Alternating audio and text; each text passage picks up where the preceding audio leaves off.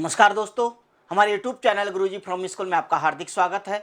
हम class 10th के सामाजिक विज्ञान विषय का प्रथम चैप्टर स्वर्णिम भारत प्रारंभ से 1206 ईस्वी तक के बारे में अध्ययन कर रहे थे। पिछले वीडियो में आपने शुंग वंश के बारे में अध्ययन किया। इस वीडियो में हम बात करने वाले हैं सातवाहन वंश के बारे में। तो आइए वीडियो शुरू करते हैं। सातवाहन वंश के अध्ययन करने से पहले हम थोड़ा सा ये ग्राफिक्स देखते हैं कि पहले हम बात करें 6वीं शताब्दी ईस्वी में, जो अपने अध्ययन भी किया था पिछले वीडियोस में, कि वहाँ पे अपने यहाँ पे भारत में 16 महाजनपद थे।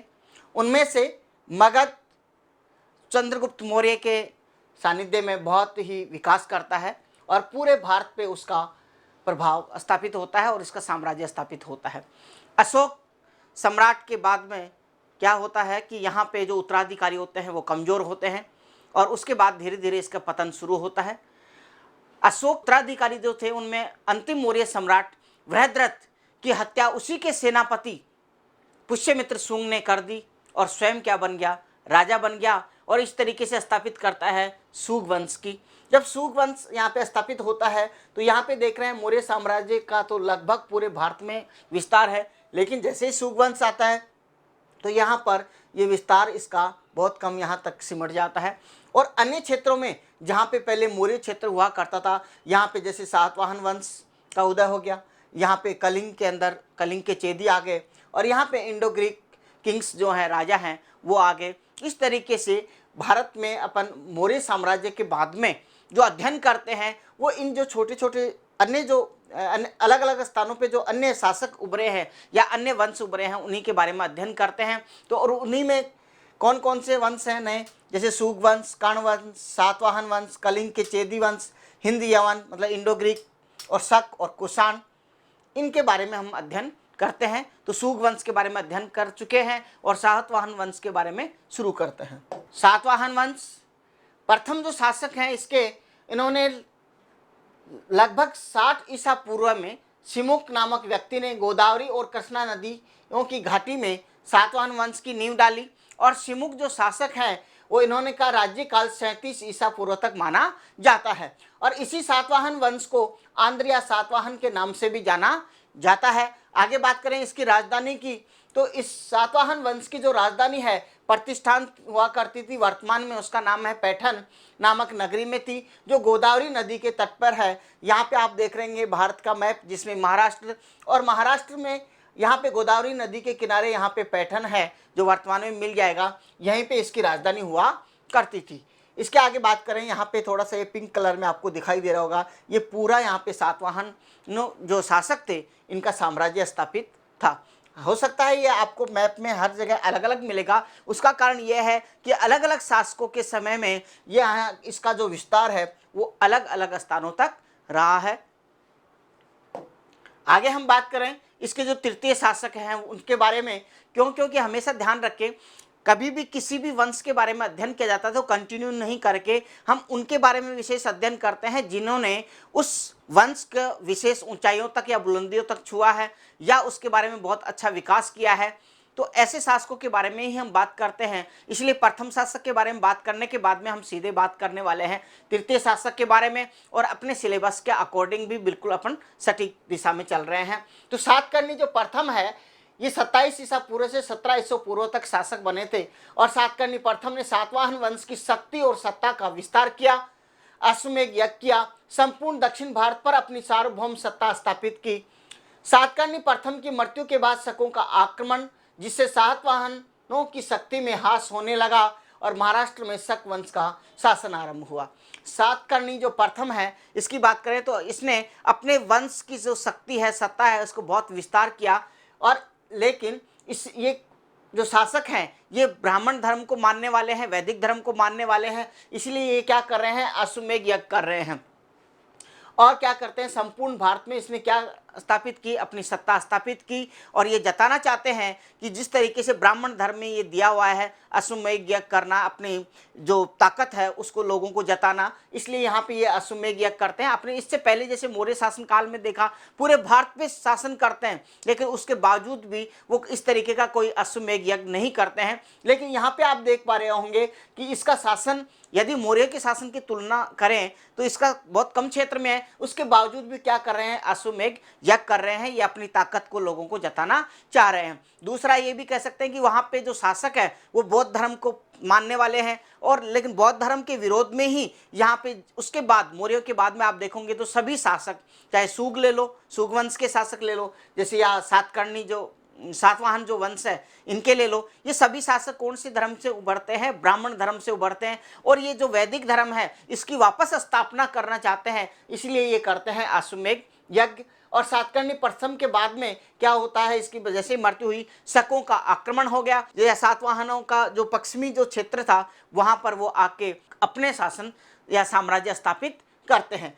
धीरे धीरे क्या होता है, इन शकों में और सातवाहनों में संघर्ष चलता है, और उसी संघर्ष के बारे में हम आगे अध्ययन करने वाले हैं। तो शक और सातवाहन का जो संघर्ष है उसके बारे में हम बात करें तो सीधे बात करेंगे हम 23वें शासक जो गौतमी पुत्र सातकर्णी, और इनका काल है 106 ईस्वी से 130 ईस्वी तक, ने पश्चिमी क्षत्रों की शक्ति नष्ट करके पुनः अपने वंश की शक्ति, समृद्धि और सत्ता स्थापित की। गौतमी सातकर्णी जो थे शक, जिन्होंने अब तक के जो क्षेत्र इनसे सातवाहन वंश से पश्चिमी क्षेत्र में जितने भी हैं वो छीन लिए थे, उनको क्या किया, वापस उनसे युद्ध करके जीत कर उनको वापस अपने यहाँ पे साम्राज्य में मिला लिया, या कहे सातवाहन का जो विस्तार था वो किया।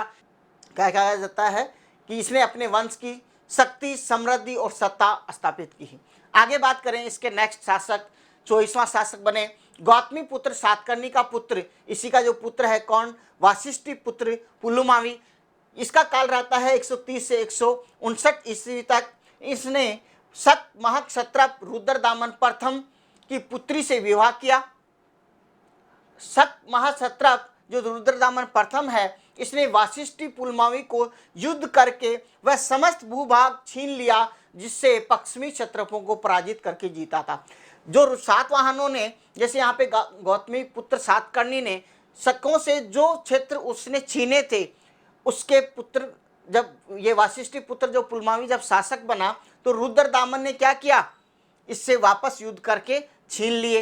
रुद्रदामन ने दक्षिणापथ के स्वामी सातकर्णी को 2 बार परास्त किया, परंतु संबंध की निकटता के कारण उसका वध नहीं किया।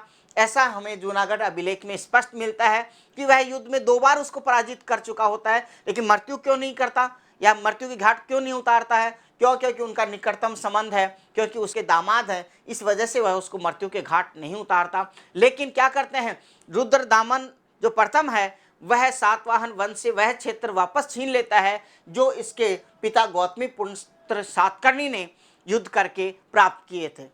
आगे हम बात करें इसके बाद में 27वें शासक यज्ञश्री सातकर्णी, जिसका शासनकाल 174 ईस्वी से 230 ईस्वी तक रहा।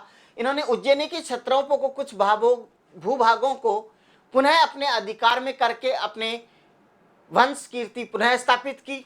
यज्ञश्री ने कई प्रकार की मुद्राएं भी चलाई। यदि इन मुद्राओं का अध्ययन करते हैं तो कुछ मुद्राएं ऐसी होती हैं जिनमें जलपोत का चिन्ह अंकित है, और इससे ये स्पष्ट होता है कि उसका जो साम्राज्य है या कहें शासन का जो विस्तार है, राज्य का विस्तार है, वह समुद्र तट तक लगता है। क्यों? क्योंकि इसीलिए उसने अपनी मुद्राओं पर जलपोत का, कहें कि नाव, 2 पतवार वाली नाव दिखाई देती है तो वह उसमें अंकित करवाई है। इसके अलावा इन सभी शासकों के बारे में कॉमन बात करें तो इस वंश के सभी शासक हिंदू धर्म के अनुयायी थे। वैदिक यज्ञों और समाज में वर्णाश्रम व्यवस्था को प्रतिष्ठित किया। क्यों? क्योंकि इनसे पहले आप देखोगे मौर्य शासन काल में अपन अध्ययन कर चुके हैं कि उस समय बौद्ध धर्म का बहुत अधिक प्रचार प्रसार हो गया था, और हिंदू धर्म क्या हो गया था, धीरे धीरे कम ही हो गई थी, मानने वाले लोग कम हो गए थे। तो ये जो शासक है ये वैदिक धर्म को वापस उत्थान करने के लिए या उस पर उच्च स्थिति पर लाने के लिए क्या करते हैं, वैदिक यज्ञों का आयोजन करते हैं, समाज में वर्णाश्रम व्यवस्था स्थापित करते हैं, क्योंकि ये सारे किसकी हैं, वैदिक धर्म की व्यवस्थाएं हैं, तो इसलिए इनको स्थापित करते हैं। पुनः विदेशी यवनों और शकों से संघर्ष करते हैं। बौद्ध और जैन विहारों तथा उपासनाओं को भी प्रभुत्व अनुदान देते हैं। बौद्ध धर्म और जैनों के जो विहार हैं, जहाँ पे बौद्ध भिक्षु या कहें जैनों के जो भिक्षु हैं वो जहाँ पे रहते हैं, उनके लिए भी ये अनुदान देते हैं। इन्हीं के शासनकाल में व्यापार, वाणिज्य, कृषि और अन्य उद्योगों का भी विशेष प्रोत्साहन मिला। इसके शासनकाल में चांदी, तांबा, शीशा और कांस्य की मुद्राओं का भी विशेष प्रचलन रहा।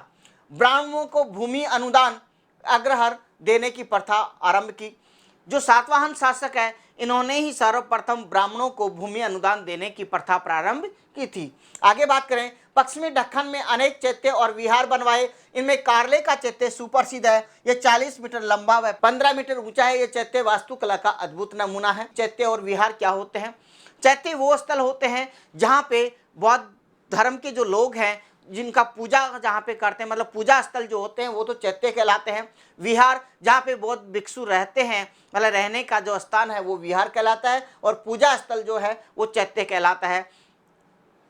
अब यह कारले के चैत्य की यदि मैं बात करूं तो यहाँ पे आप इस पिक्चर में देख पा रहे होंगे कि यहाँ पर ये कारले की जो पहाड़ी है, इसके अंदर कारले की केव बनी हुई है, गुफाएं बनी हुई है, जिसमें कारले का चैत्य अंदर ये यहाँ पे पूरे पहाड़ी को काट के बनाया गया है। यहाँ पे आप देख पा रहे होंगे, इसका मैंने एक छोटा और पिक्चर यहाँ पे डाला है, जिसमें आपको यहाँ पे जो गुहाएं हैं वो दिखाई दे रही हैं। ये इसका मेन एंट्रेंस है। अंदर जाने के बाद में हमको अंदर की जो आकृति दिखाई देती है वो इस तरीके से दिखाई देती है। यहाँ पे ये स्तूप बना हुआ है। इस स्तूप ये बैक साइड का हिस्सा गोलाकार है, और इसकी जो लेंथ यहाँ से नापें तो लगभग 40 मीटर, और ऊंचाई जो है ये 15 मीटर है। देखने में इसकी कलाकृति बहुत ही अद्भुत है। इस तरीके से कारले का जो चैत्य है ये अपनी वास्तुकला में बहुत ही विशेष है। इस प्रकार से हमने देखा सातवाहन वंशों के बारे में, उनकी वास्तुकला के बारे में, या इसके अलावा अन्य जो इन्होंने कार्य किए उसके बारे में, मतलब जैसे सिक्कों के बारे में हमने अध्ययन किया। यदि ये वीडियो आपको अच्छा लगता है तो हमारे चैनल को सब्सक्राइब करें, वीडियो को लाइक करें एंड शेयर करें। Thank you for watching.